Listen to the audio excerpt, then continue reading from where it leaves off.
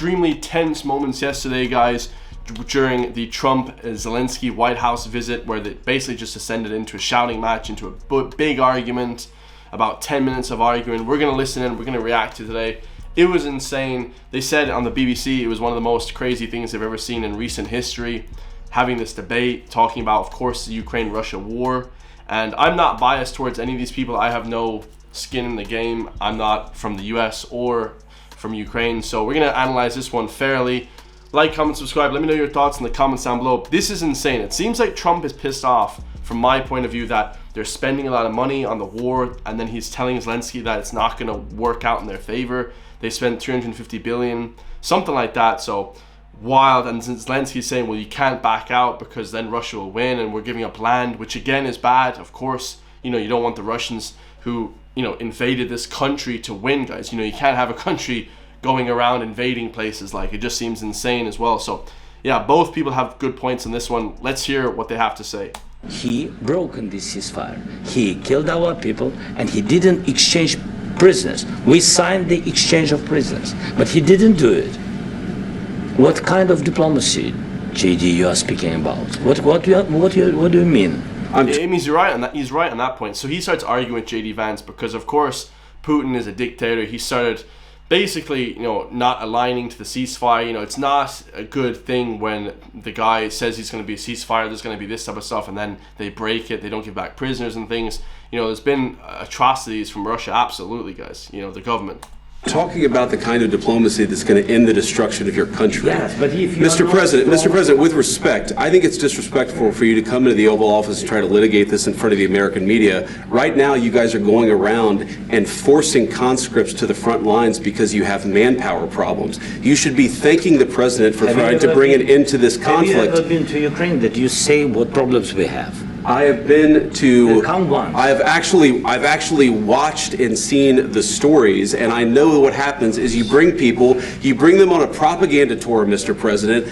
Do you disagree that you've had problems bringing people into your military? And do you think that it's respectful to come to the Oval Office of the United States of America and attack the administration that is trying to prevent the destruction of your country? A lot of questions. Let's start from the beginning. Sure. First of all, during the war, everybody has problems, even you, but you have nice ocean and don't feel now, but you will feel it in the future.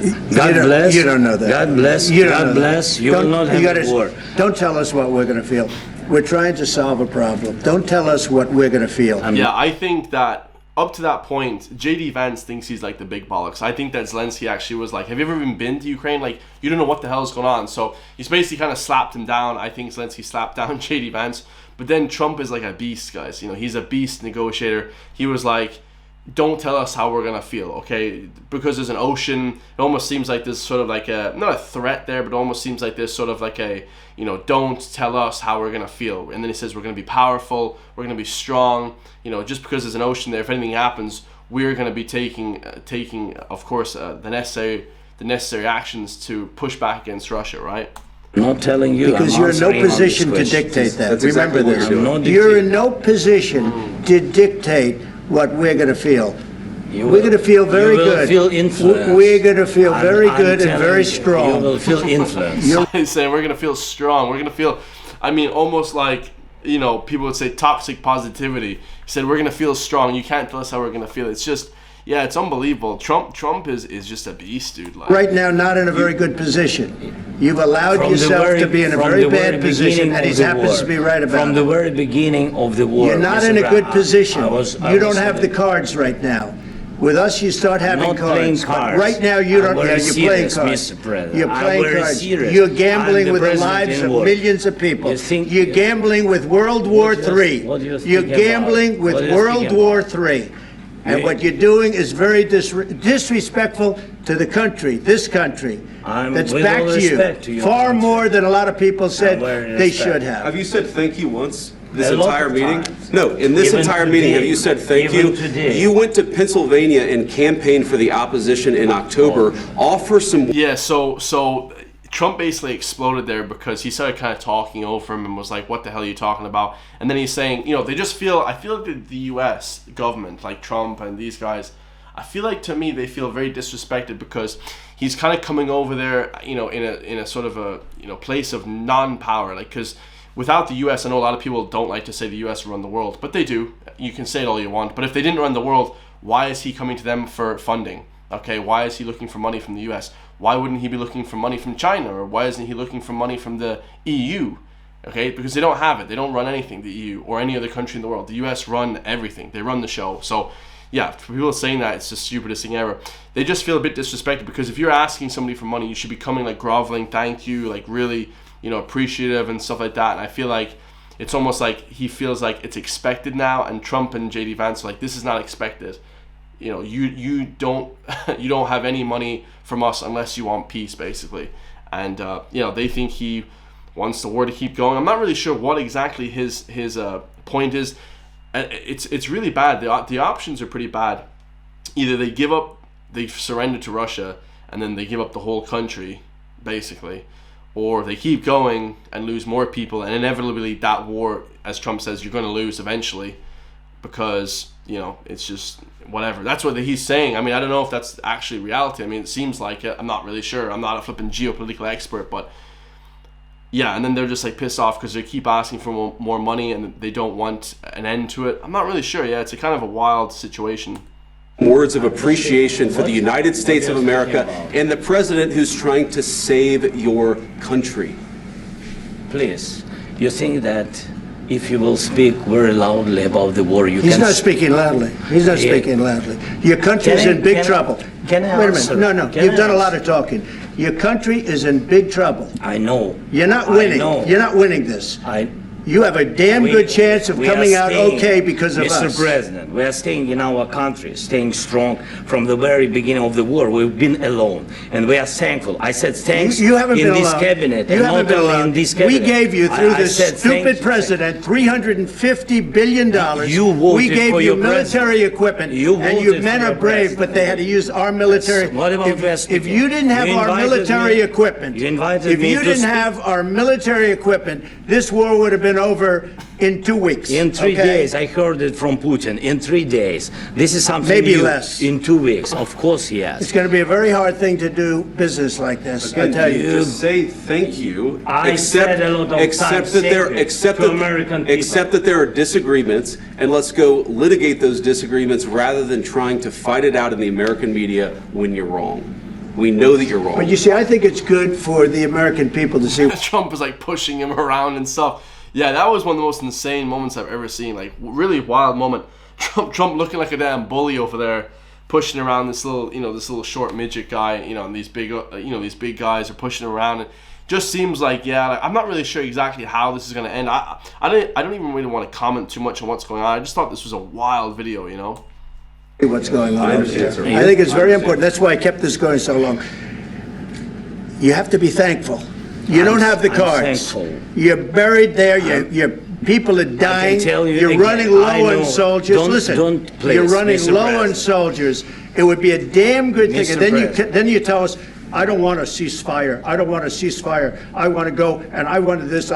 Look, if you could get a ceasefire right now, I tell you, you take it so the bullets stop flying and your men stop getting killed. Of course, we want to stop the war. But you're saying you don't want a ceasefire. But I said to you, I want a ceasefire. with guarantees. Because you'll get a ceasefire faster than an agreement. Ask our people about ceasefire, what they think. That wasn't with me.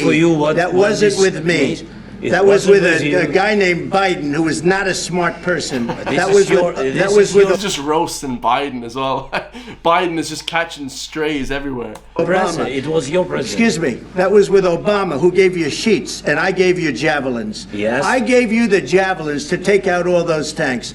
Obama gave you sheets. In fact, the statement is Obama gave sheets and Trump gave javelins. You got to be more thankful. Because let me tell you, you don't have the cards. With us, you have the cards. But without us, you don't have any cards.